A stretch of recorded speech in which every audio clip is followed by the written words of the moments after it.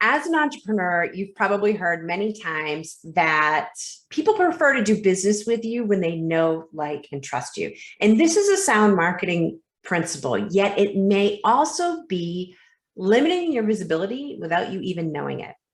Hi, I'm Gail Nowak, founder of The Story Stylist and creator of Sage Sensation Retreats. And today we're going to explore the dark side of the know, like, and trust factor and how it may be impacting your business.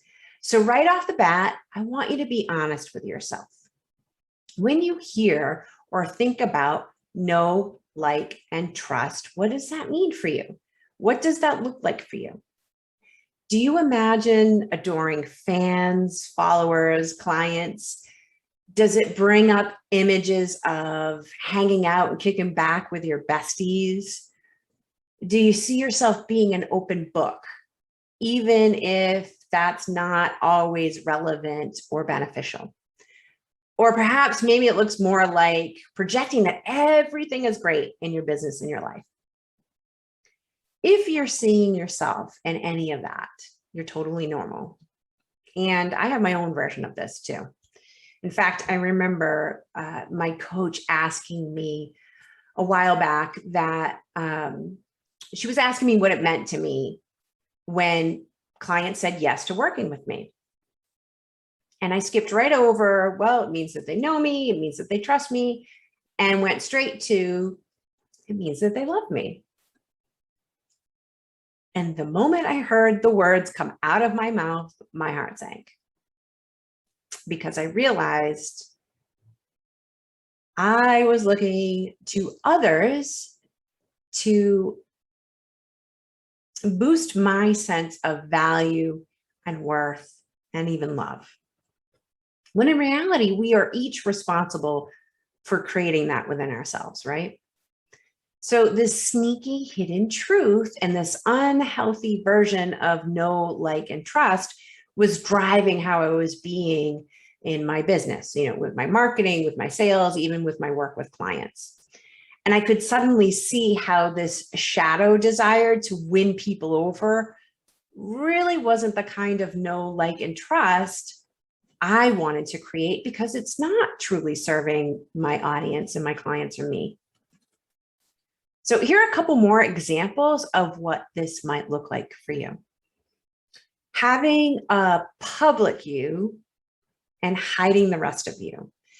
So maybe the way you work is a blend of mainstream and alternative or esoteric tools, techniques, foundations, beliefs.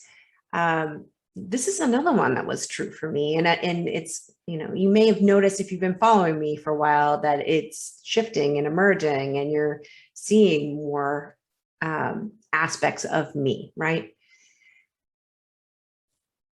And it's true that some of us are really comfortable being out loud with the methods that we know the public knows, likes, and trusts, right? And then we're hush hush with the rest of the methods, even though those are also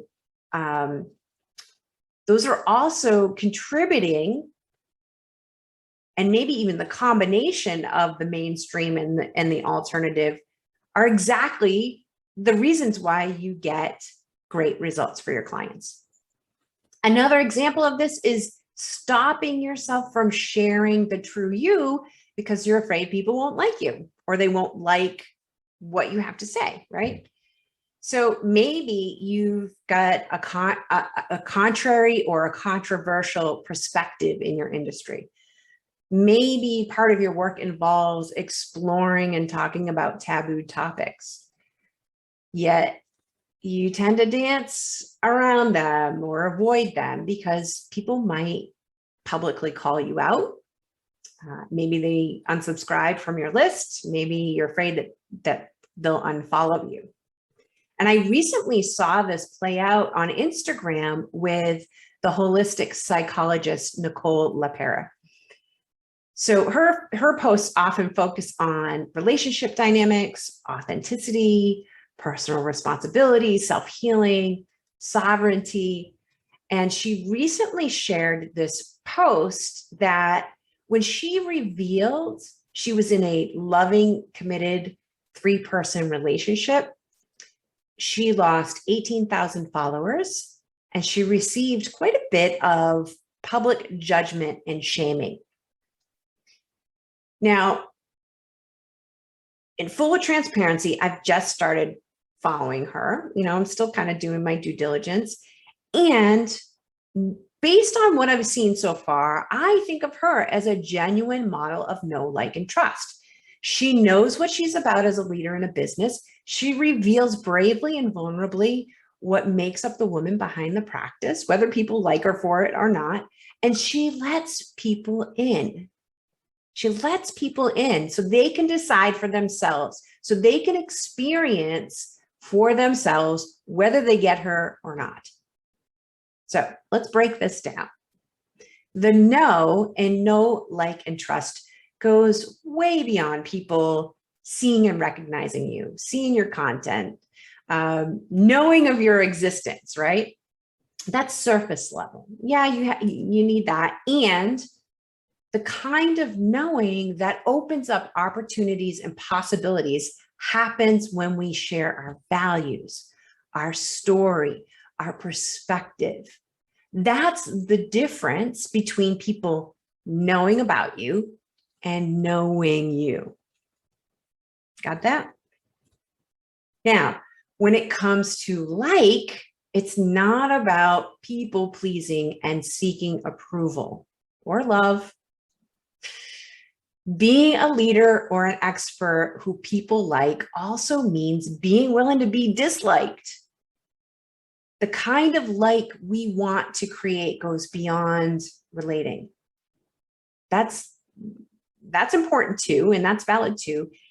It also goes into respect, creating, fostering, and creating and nurturing respect, connection, and credibility. So my coach, who I referred to earlier, she also says that true power is feeling free to be who you really are, sharing your truth and receiving whatever comes. And I really believe that that applies to know, like, and trust when we're talking about the like factor.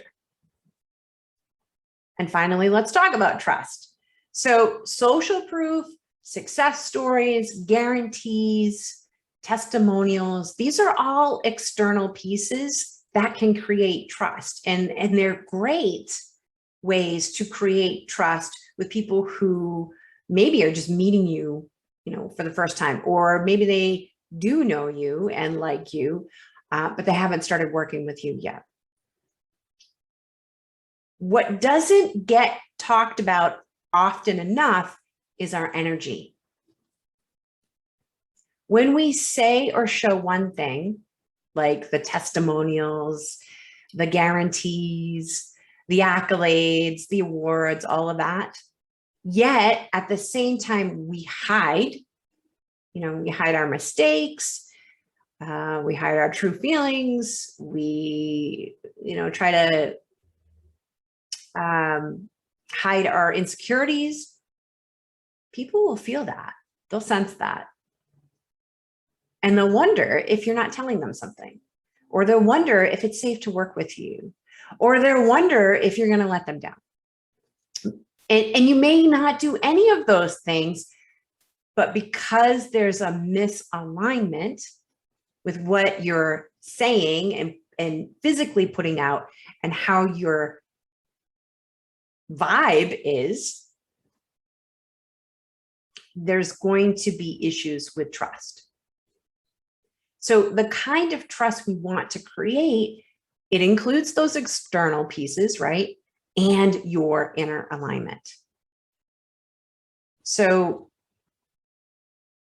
this really flies in the face of perfectionism, right? Like putting on this show or these masks that we're perfect, that we know everything, right? Like that somehow we're going to fix or save our clients. Like that's not